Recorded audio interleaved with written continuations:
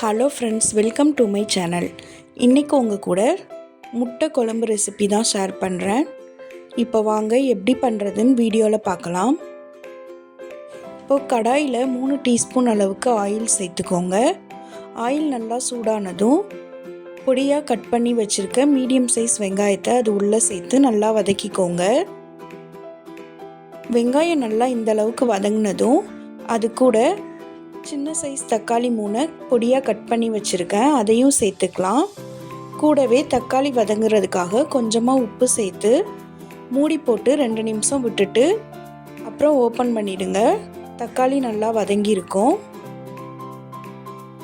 இப்போ இதில் தேவையான மசாலா சேர்த்துக்கலாம்.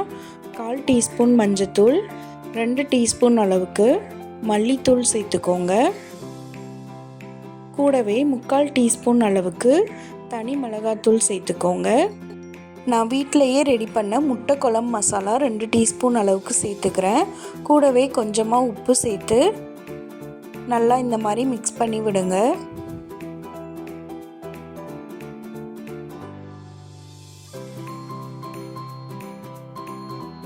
மசாலா நல்லா வெந்து ஆயில் பிரிஞ்சு வந்ததுக்கப்புறம் இது கூடவே அரைச்சி வச்சுருக்க தேங்காய் சேர்த்துக்கிறேன். இப்போ நல்லா இந்த மாதிரி மிக்ஸ் பண்ணி விட்டுருங்க. உங்களுக்கு தண்ணி தேவைப்பட்டால் இன்னும் கொஞ்சம் கூட சேர்த்துக்கோங்க. நான் இன்னும் கொஞ்சம் சேர்த்துருக்கேன். நல்லா கொதித்ததுக்கப்புறம் முட்டை வேக வச்சுட்டு அதை 2ஆக கட் பண்ணி இந்த மாதிரி சேர்த்துக்கலாம்.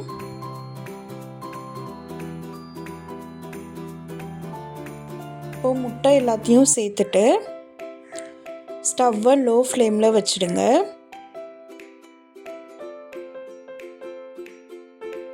2லேருந்து 3 நிமிஷம் மூடி போட்டு வேக வைங்க. அவ்வளோதான், ரொம்பவே சூப்பரான டேஸ்ட்டில் முட்டை குழம்பு ரெடி ஆயிடுச்சு. நீங்களும் வீட்டில் இந்த மாதிரி செஞ்சு பாருங்கள். நான் போடுற வீடியோஸ் பிடிச்சிருந்தா லைக் பண்ணுங்கள், ஷேர் பண்ணுங்கள், கமெண்ட் பண்ணுங்கள். தேங்க்யூ.